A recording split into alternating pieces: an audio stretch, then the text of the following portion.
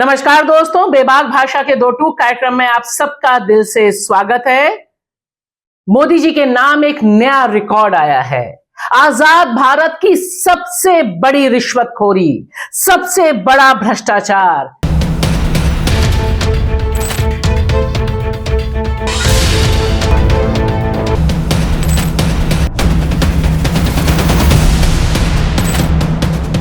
ऐसा भ्रष्टाचार जिसकी कल्पना शायद ही मोदी काल से पहले किसी ने की होगी कि एक हाथ से दो, दूसरे हाथ से लो। इधर ईडी पहुंचाओ, उधर आपको चुनावी चंदा मिला, और इधर आपने चुनावी चंदा दिया और उधर आपको परियोजनाएं मिली। और तो और द ग्रेट मनी लॉन्ड्रिंग, यानी वही काला धन जिसको वापस लाने के नाम पर मोदी जी की एंट्री हुई थी देश की राष्ट्रीय राजनीति में। 2013 और 2014 का सिलसिला याद कीजिए दोस्तों। ये काला धन वापस आना चाहिए। भ्रष्टाचार, भ्रष्टाचार और भ्रष्टाचार, उसको दूर करने के नाम पर ही मोदी जी केंद्र में सत्ता में आए, प्रधानमंत्री बने, और तब से लेकर अभी तक 10 सालों के भीतर जो उनका सफर है वह बता रहे हैं कि इस तरह का भ्रष्टाचार शायद ही आजाद भारत में कभी हुआ हो। कितने जीरो लगेंगे इस भ्रष्टाचार, इस रिश्वतखोरी के नाम पर, इसकी कल्पना हम और आप नहीं कर सकते, और इतने जीरो गिनने भी बहुत मुश्किल हो जाएंगे। लेकिन सलाम है सुप्रीम कोर्ट को कि उसने एक बार फिर स्टेट बैंक ऑफ इंडिया को फटकार लगाई और कहा कि सिर्फ इलेक्टोरल बॉन्ड्स के डिटेल ही नहीं देने, आपको सीरियल नंबर भी देना है मिस्टर, जिसके जरिए यह पता चलेगा कि इन इलेक्टोरल बॉन्ड्स की खरीद किसने की और उसे भुनाया किसने। लेकिन फिलहाल इस समय तो पब्लिक डोमेन में मोदी जी के लिए जो छवि बनी है वह यह कि मोदी जी हैं तो मुमकिन है, और मोदी जी की गारंटी सबसे बड़ी गारंटी है कि भ्रष्टाचार करने की जो आजादी है, जो ईज ऑफ डूइंग करप्शन है, उसका दूसरा नाम इलेक्टोरल बॉन्ड्स है। और यह भी कमाल है मोदी जी कि आप और आपके मंत्री जब इतना बड़ा भ्रष्टाचार खुलकर सामने आता है जिसे छुपाने के लिए आपने क्या कुछ नहीं किया, साम दाम दंड भेद सब इस्तेमाल कर लिया कि किसी भी तरह से पता ना चले कि यह जो गुप्त चंदे का खेल चल रहा है, जिसके लिए आप आनन फानन में 2017-18 में मनी बिल लेकर आए। यह बिल जो पारित हुआ था संसद से, यह मनी बिल के तौर पर पारित हुआ था, जिसने तमाम पहले के कानूनों में संशोधन किया था। और उस समय भी इसे लेकर जो ऑब्जेक्शन किया गया था वह तकरीबन वैसा का वैसा साबित हो रहा है। आज की तारीख में देखिए, सुप्रीम कोर्ट के आदेश से जो तथ्य सामने आए हैं वह बता रहे हैं कि एक के बाद एक जो दूसरी कंपनी जिसने आपको चंदा दिया, जी हां, यहां मैं आपको इसलिए कह रही हूं क्योंकि हम सब जानते हैं भारतीय जनता पार्टी हो, सरकार हो, यानी मोदी जी हैं, यानी मोदी जी की गारंटी है।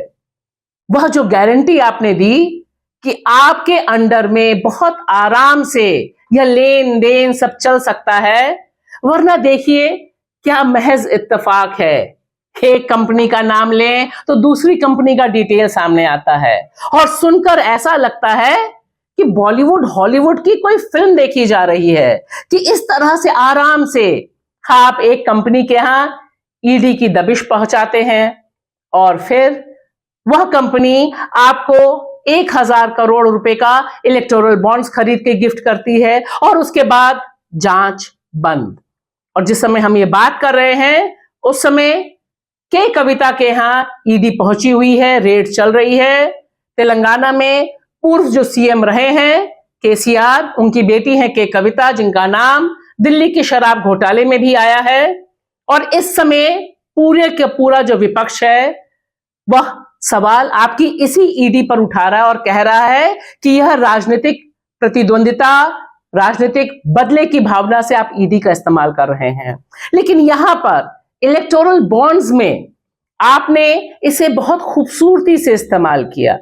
मिसाल के तौर पर देखिए, यह कंपनियों का ब्यौरा जो सुनने में भी हैरानी होती है और शायद जो भक्तगण सुन रहे होंगे उन्हें लग रहा होगा कि वाह मोदी जी वाह, यह तो सिर्फ और सिर्फ मोदी जी कर सकते हैं कि जिस कंपनी का मुनाफा 4,000 करोड़ नहीं है, 2,000 करोड़ नहीं है, 100 करोड़ से भी कम है, वह चुनावी चंदा देती है 6 गुना ज्यादा। यानी मुनाफा नहीं है लेकिन टोटल के टोटल टर्नआउट से कई गुना ज्यादा इलेक्टोरल बॉन्ड्स की खरीद होती है। इसे ही कहते हैं मनी लॉन्ड्रिंग, इसे ही कहते हैं काले धन को सफेद करने की पूरी प्रक्रिया। और यह सब डेफिनेशन मोदी जी आप ही की तो है। तमाम कंपनियों का जिक्र चल रहा है। एक ऐसी ही कंपनी है जिसका काफी चर्चा है, future gaming and hotel services private limited, जो तमिलनाडु की है। इस पर रेड पड़ता है, ईडी रेड 400 करोड़ रुपए। और उसके बाद आप देखिए 1,368 करोड़ रुपए के इलेक्टोरल बॉन्ड्स खरीदती है और इसे जितना फायदा होता है उसका 6 गुना ज्यादा, जी हां 6 टाइम्स मोर पैसे का वह इलेक्टोरल बॉन्ड्स खरीदती है।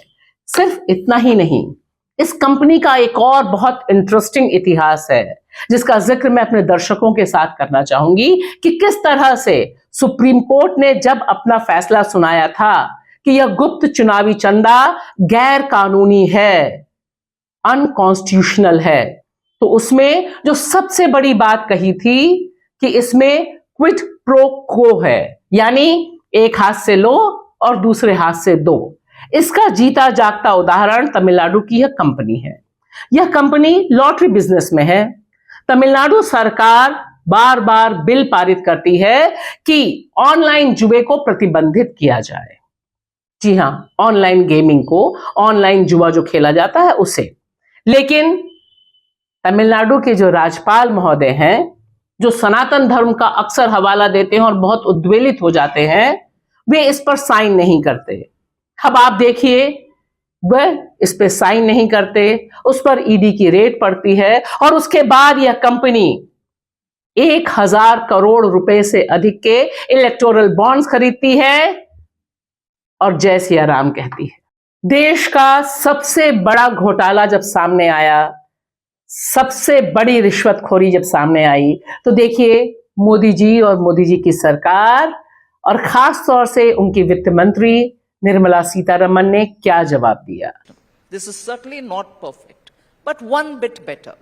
इस जवाब से पता चलता है कि जब ढिठाई होती है या जब करप्शन को कवर करने के लिए सारे उपक्रम फेल हो जाते हैं, तब भी जवाब उसी ठेठ अंदाज में दिया जाता है।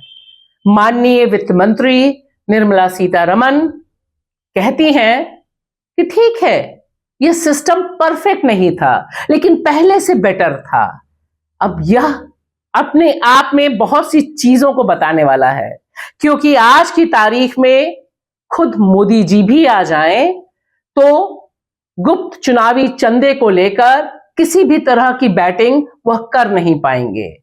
लिहाजा उन्होंने आगे किया वित्त मंत्री निर्मला सीतारमण को, और एक तरह से उन्होंने मान लिया कि सिस्टम परफेक्ट तो नहीं है, लेकिन चूंकि सारा ठीकरा पहले की सरकारों पर फोड़ना है, इसलिए वह बताने की कोशिश करती हैं कि ठीक है, हमने गड़बड़ी की, भ्रष्टाचार किया, लेकिन पहले भी हो रहा था, हमने उसको लीगलाइज कर दिया।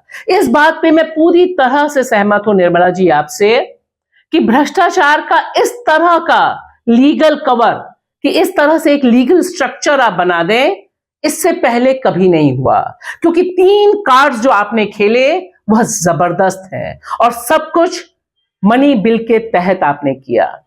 आपकी जो एजेंसियां हैं वे किस तरह से पहुंचती हैं, जिसको लेकर न्यूज लॉन्ड्री हो, रिपोर्टर्स कलेक्टिव हो, लगातार खबरें दे रहा है और बता रहा है कि ईडी की दबिश, कंपनियों के ऊपर पड़ना और उनका इलेक्टोरल बॉन्ड्स खरीदना, इसका जो रिश्ता है, तारीखें जो मिलती हैं वह बता रही हैं कि ईडी रेड पड़ी क्यों, और इलेक्टोरल बॉन्ड्स के बाद उन्होंने जैसे ही खरीद लिया, आपको चंदा दे दिया, तब सब कुछ ऑल वेल हो गया। एक तरह से यह भारतीय जनता पार्टी की कॉरपोरेट चुनावी धुलाई मशीन है, वॉशिंग मशीन बीजेपी की, जिसका जिक्र अब हम 2 इंसिडेंट्स जो हैं उसके जरिए आपके तक पहुंचाएंगे कि कंपनियों के पास जितना मुनाफा नहीं, उससे 6 गुना ज्यादा, जी हां ध्यान से सुनिए, 6 गुना ज्यादा कीमत के इलेक्टोरल बॉन्ड्स वह खरीदती हैं।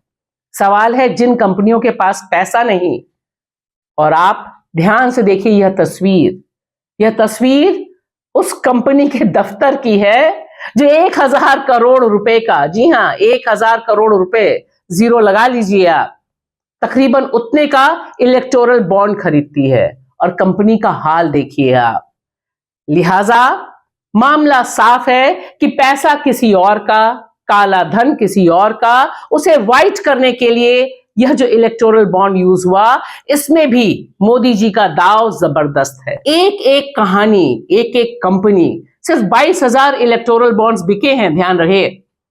उनकी जो कहानियां हैं और उनकी जो सब कहानियां हैं, यानी जिन्होंने खरीदे उनको क्या क्या फायदे हुए, उसका जब एस्टिमेट होगा, तब 2G के समय जो घोटाला सामने आया था, जो बाद में प्रूव नहीं हो पाया, उसमें भी लोग कह रहे थे कि इतने जीरो हैं कि पता ही नहीं चल रहा कितने करोड़ अरबों का घोटाला होगा। ऐसी ही रिश्वतखोरी की यह दास्तान है। इसकी एक और मिसाल आपके सामने, मेघा इंजीनियरिंग प्राइवेट लिमिटेड एक ऐसी कंपनी है जिसके हेड हैं PV कृष्णा राव, जिन्होंने 1000 करोड़ रुपए के इलेक्टोरल बॉन्ड्स खरीदे। अब आप देखिए यह कंपनी और इसके पास जो मेडल्स हैं भ्रष्टाचार के, वह क्या क्या है। हैदराबाद में 1200 करोड़ रुपए का GST इवेजन यानी कर चोरी का मामला। कैग रिपोर्ट, कोई प्राइवेट रिपोर्ट नहीं, भारत सरकार की जो रिपोर्ट है उसके मुताबिक तेलंगाना का जो एक बहुत एम्बिशियस परियोजना है, कलेश्वर परियोजना, उसमें 48,000 करोड़ रुपए के गबन का मामला है। सिर्फ इतना ही नहीं, अभी मेडल्स और भी हैं भ्रष्टाचार के। देखिए तेलंगाना के 13 प्रोजेक्ट्स में 72,000 करोड़ रुपए का घोटाले का आरोप इन पर लगा। और तो और तमिलनाडु के पावर कॉरपोरेशन को 16 रुपए प्रति यूनिट बिजली बेचने का भी एक आरोप है कि वह भी बहुत हाई प्राइस पे इन्होंने बेची और करोड़ों रुपए की कमाई की। और देखिए इन्होंने इलेक्टोरल बॉन्ड्स खरीदे, और कहने की जरूरत नहीं इनको जिस तरह की परियोजनाएं मिली। अभी पिछले महीने ही, बाकी डिटेल्स तो धीरे धीरे आ रहे हैं, पिछले महीने ही M कृष्णा रेड्डी को महाराष्ट्र सरकार 24,000 करोड़ रुपए का प्रोजेक्ट देती है। और सिर्फ इतना ही नहीं, उत्तर प्रदेश कैसे पीछे रहेगा, जहां रामराज चल रहा है, जहां पर योगी आदित्यनाथ यह बताने की कोशिश कर रहे हैं कि वे किसी भी अपराधी को जिंदा नहीं छोड़ेंगे, मार डालेंगे।